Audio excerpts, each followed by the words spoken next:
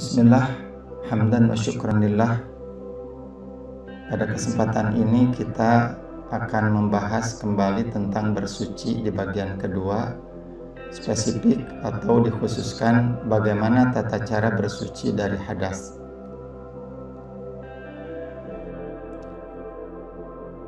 Bagaimana cara bersuci dari hadas, baik itu hadas kecil ataupun hadas besar?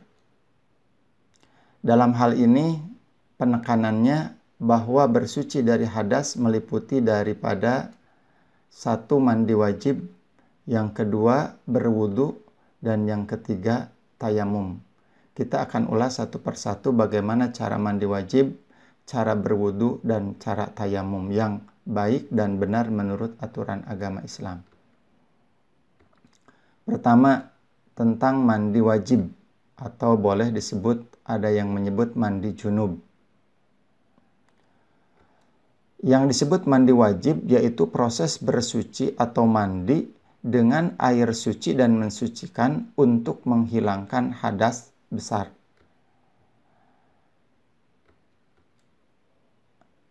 Adapun yang termasuk rukun mandi wajib adalah sebagai berikut. 1. Niat mandi untuk menghilangkan hadas besar.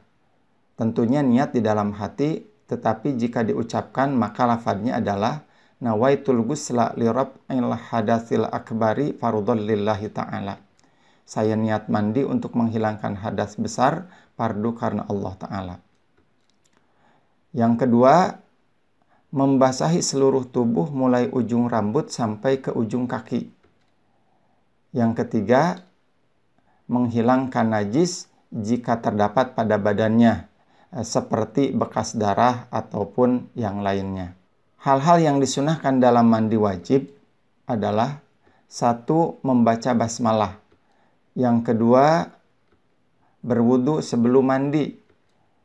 Yang ketiga, menjalankan tangan ke seluruh tubuh. Artinya, menggosok-gosokkan tangan kita ke area tubuh kita, baik tubuh bagian atas sampai dengan tubuh bagian bawah. Yang keempat, terus-menerus atau dalam istilah fikih disebut al-muwalah, artinya tidak terjeda oleh aktivitas yang lain. Dan yang kelima adalah mendahulukan anggota kanan atas anggota kiri.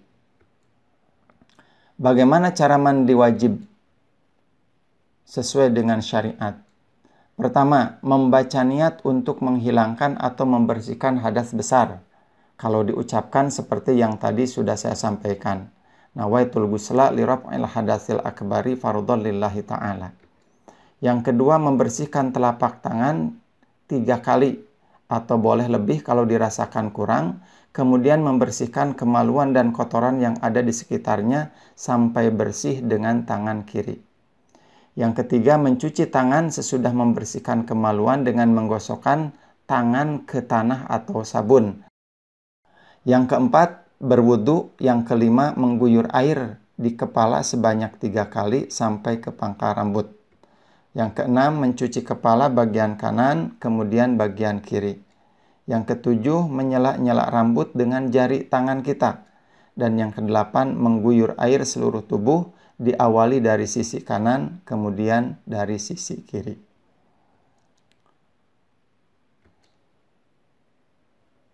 Yang kedua, berwudu. Wudu itu sendiri mengandung arti proses bersuci dengan air suci dan mensucikan untuk menghilangkan hadas kecil. Sebelum kita membahas bagaimana cara berwudu, tentunya harus diingatkan dan harus kita pahami tentang rukun wudu. Sebagaimana kita pahami, rukun itu sesuatu yang mesti dilakukan dalam hal ibadah tertentu. Andai kata tidak dilakukan, maka ibadahnya mengakibatkan tidak sah. Seperti halnya rukun wudu, ketika rukunnya tidak dikerjakan, maka wudunya dijamin tidak sah. Apa saja yang termasuk rukun wudu? Yang pertama, niat ketika membasuh wajah atau muka. Jika diucapkan lafadznya, maka kalimatnya adalah nawaitul wudu'a li raf'il hadatsil asghari fardhon lillahi ta'ala. Saya niat berwudu untuk menghilangkan hadas kecil, fardu karena Allah Ta'ala. Yang kedua, membasuh wajah. Batasan wajah adalah bagian atas kening tempat tumbuhnya rambut sampai bagian dagu. Bagi yang punya jenggot tipis, wajib meratakan air ke bagian luar dan dalam jenggot. Namun jika jenggotnya lebat, maka cukup bagian luarnya saja yang terkena air. Yang ketiga, membasuh kedua tangan hingga ke siku. Yang keempat, mengusap sebagian kepala. Para ulama Syafi'iyah membolehkan usapan sebagian kepala walaupun hanya beberapa rambut saja yang kena usapan. Tidak harus semua kepala diusap semua. Yang kelima, membasuh kedua kaki hingga mata kaki. Dan yang keenam adalah tertib. Artinya tertib itu harus berurutan dari yang awal mestinya dilaksanakan seperti membasuh muka, itu didahulukan daripada membasuh kedua kaki. Ataupun membasuh kedua tangan lebih diawalkan daripada membasuh kedua kaki. Lantas, bagaimana cara berwudu sesuai dengan syariat?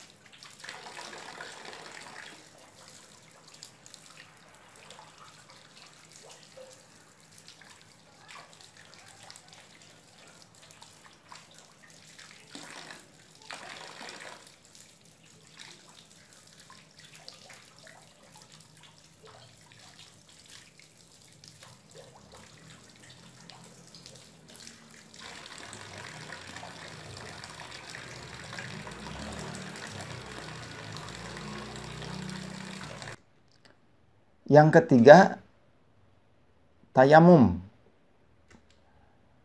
Tayamum itu sendiri bersuci menggunakan debu sebagai pengganti wudhu, namun dengan sebab dan syarat tertentu.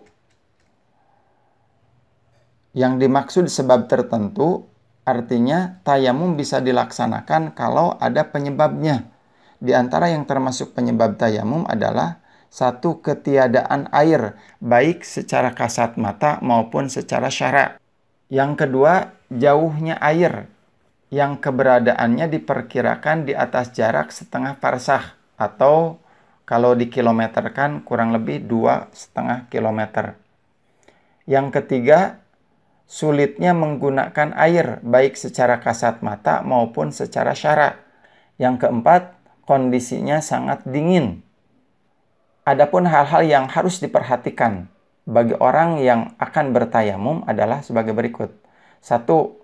Tayamum harus dilakukan setelah masuk waktu sholat.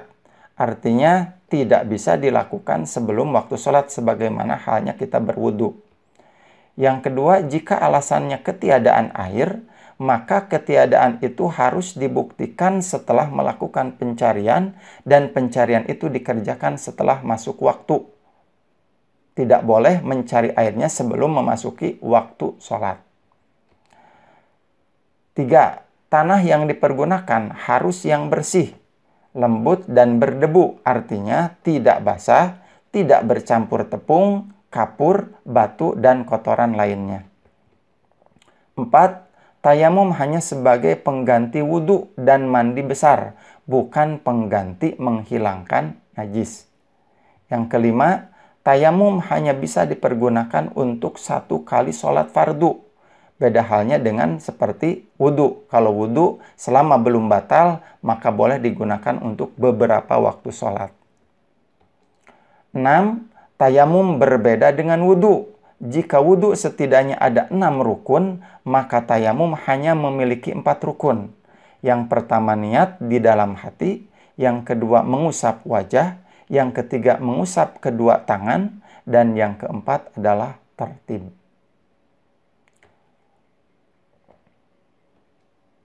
Bagaimana cara tayamum? Berikut tampilan atau tayangan videonya.